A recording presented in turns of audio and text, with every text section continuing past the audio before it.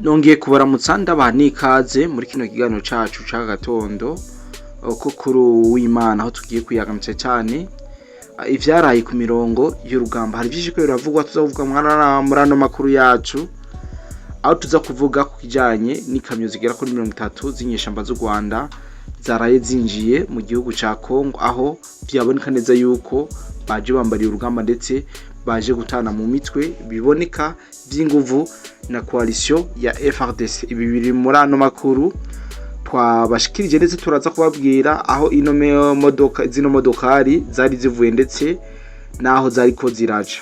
Kuno munsi turafite n'inkuru ivuga uburyo hari indege batashoboye kumenya uyo yajiva, ndetse avuga yuko yari indege y'amahanga yaje ngaha mu Minembwe, bivuga yuko yarizaniye ibigwanisha nk'ya Vitayema zino nyeshamba z'igihugu cy'u Rwanda. Ni mu gihe twari tuzi yuko Minembwe hasanzwe harimo igisirikare ca FARDC, ariko mu gice gito kirimo inyeshamba z'u Rwanda niho ino ndege yashikiye, maze irapakurura yongera iragenda nk'uko amakuru ava muri ivyo bice twagiye turayaronka. Amakuru ni menshi, turaza kurabira hamwe ku kijanye n'imigwano idasanzwe yaraye ibereye muri Sange neza na neza muri territoire ya Uvira. Mbona yuko ibintu bisa nuko byasubiye ibubisi. Kaze ni karibu wese dukurikirana hano kuri BM4 News. Jeni Tukodi de Black ndagusabe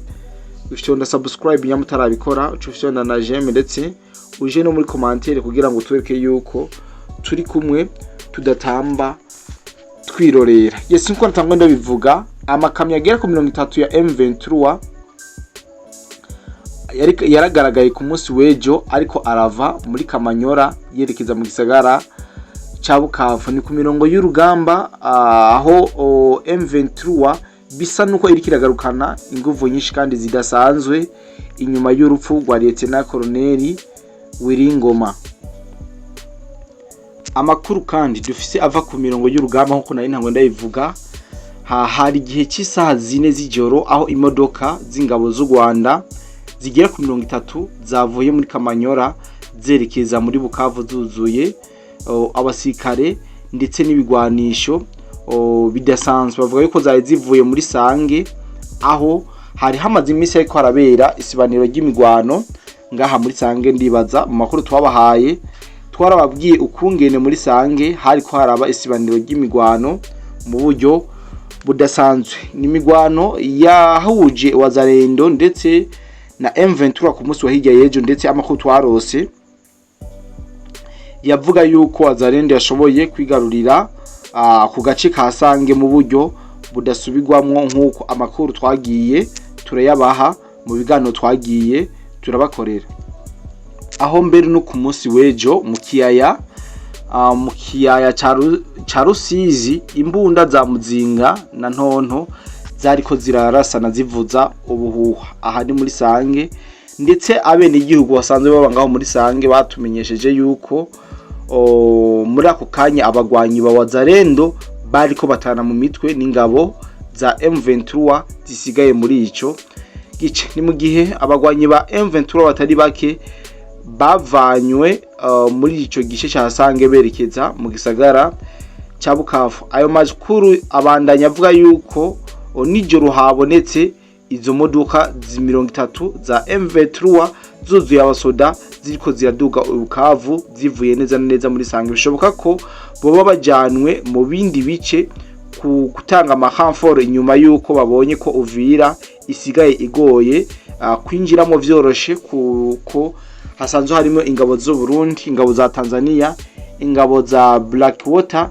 ndetse bamaze kuba bashinga ibirindiro binini kandi bikomeye cyane.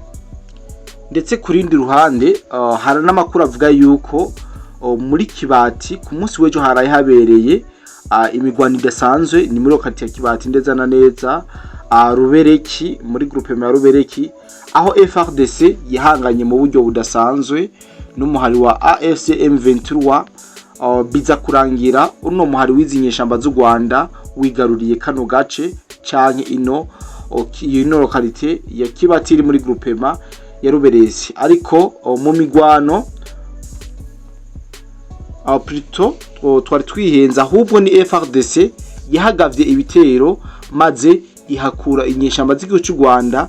Amakuru dufise nuko yashoboye kuba ihafatira n'abasirikare bagera ku 50 ba FARDC, ari nabo dufise n'amafoto ndetse n'amavideo y'ingene bariko barabazwa ivyo ukungene baje muri kino gisigara cy'inyeshamba z'u Rwanda. Mu nkundire ndabacishizemwo zino video ndetse ndanababwire ivyo bagiye barishura muri make, mwumve ngene zino nyeshamba zinzizwa abenshi batazi iyo bagiye.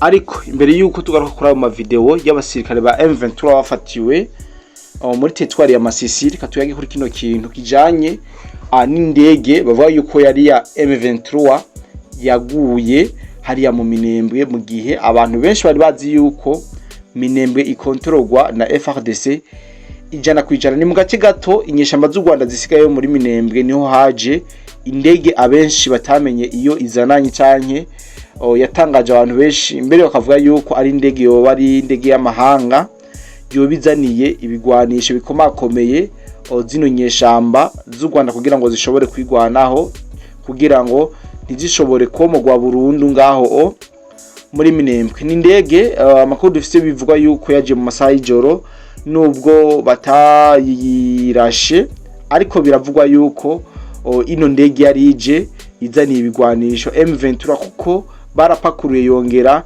irasubira inyuma. Abandi bakibaza ati mbega ni kubera iki FARDC ifise amadrone itadugije drone kugira ngo ishobore guturira iyo ndege yayikiraza ngaha muri bino bice gwihishwa atavyo bazi. Novuga yuko ari amakuru akomeza kubatoreza kugira ngo tumenye byinshi kubijanye nayo, ariko reka mu nkundire tubacishizemo zino video z'abasirikare ba M23 bakomeza gufatirwa ku mirongo y'urugamba. Yes, nko mutangoye mubibona, aba ni bamwe mu basirikare ba M23 bafatiwe ku mirongo y'urugamba ku munsi w'ejo igenekerezo rya 28. Ni umunsi urenganye aho hariko hari imigwano yahuje uno muhari ndetse na Wazalendo ndetse na FARDC.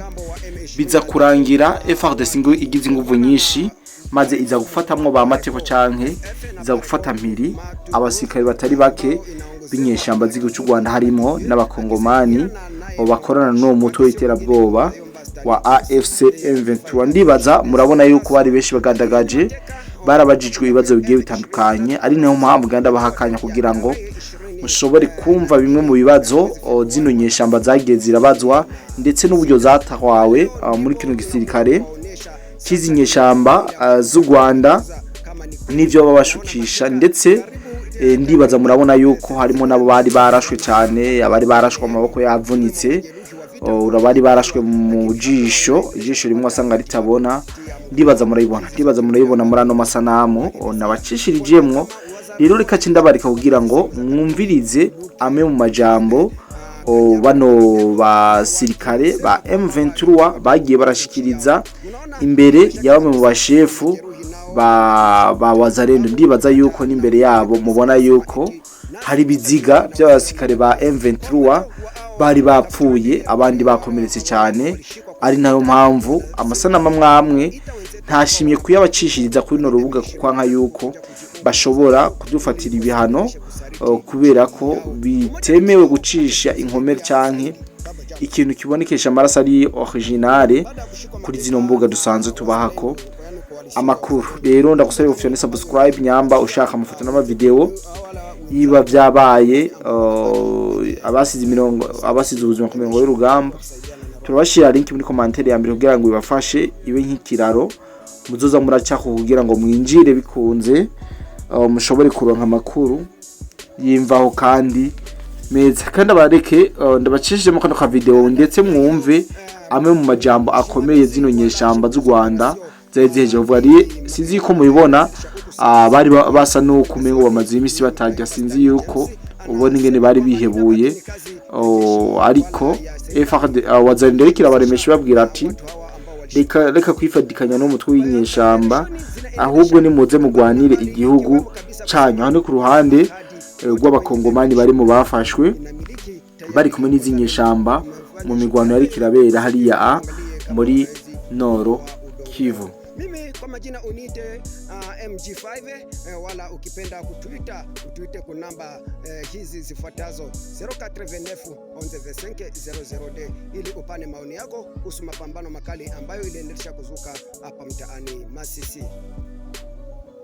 Kula na usika na vitu inayo mtaani. Mungu nasikia. Ndio kikundi ni wapamba. Ule tu atapenda tugombane, tutabashika tu. Tutaendelea kuwashika. Rwanda inawadanganya na haitafanya kitu Kongo ni yetu. Haitafanya kitu juu Kongo ni yetu. Na wale wanawatia muwapatie shauri. Watapata tu media. Muwape shauri. Bataangalia jinsi mmebambiwa. Mwanze wape shauri. Mtawapatia shauri gani? Ya muhimu hakuna mwana gombanaka na baba yake. Na wengine usigombanishe burongo yenu. Nia mtakamata burongo yenu kwa msatu ikuwe ya Rwanda. Wengine wako na zola makuta Marubaya, Mabukavu, Magoma na nyinyi mko na zola Masasi. Ndio chakula yenu. Mnakufia nini? Bure. Bure. Profiti gani mko napata mwaibi mko? Wengine kazi yao ni kuhesabia mamakuta. Mamilioni na mamilioni na nyinyi mko nakufa. Na nyinyi mko nakufa. Sasa nauliza hivi kwa tumekamata nyinyi bapata maiti ni yapata namna gani? Mama yetu ni yapata namna gani? Wenye tumeshika nyie Preto mzima maiti ni yapata gani? Na wengine wako kwa shefu yangu seti. Tuko na seti inafungiwa hapa kwa shefu yangu. Itaongezea muhimu. Mbona sikia? Inakuwa ngapi? 38. Inakuwa ni kompanyi kwenu. Si ni kompanyi. Lenjo mnasema kompanyi kwenu. Kompanyi mzima. Na kompanyi nyingine ilikufa. Wala kumekufa mbili. Asema mko nagombana. Mko nagombana vitu gani? Migombanio gani ye mko hapo? Sipokuwa kuwadanganya. Okay, sawa. Chakula mko napata, wagonjwa wako natunziwa. Sawa. Malizia pale basi.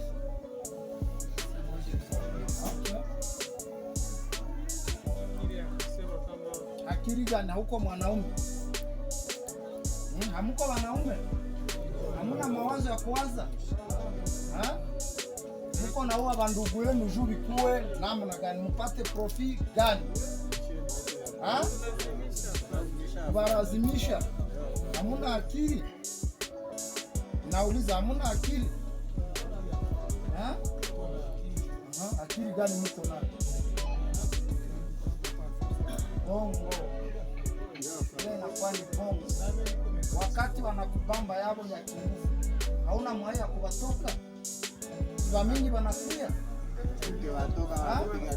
Wamingi hawakule.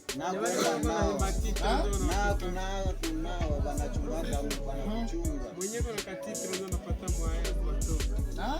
Mwenyewe na katitre kayo ndio anatoka kama kushikwa chini. Ni Preto mzima hii. Preto mzima. Amuone kama sisi tunawashinda nguvu. Ampate ile kweli kama sisi tunawashinda nguvu Preto mzima. Bila nyie Rwanda mnaweza fanya nini? Bila Rwanda mnye mtafanya nini kweli? Mko na uwezo wa kugombana na sie kweli na hamna Rwanda? Preto mzima.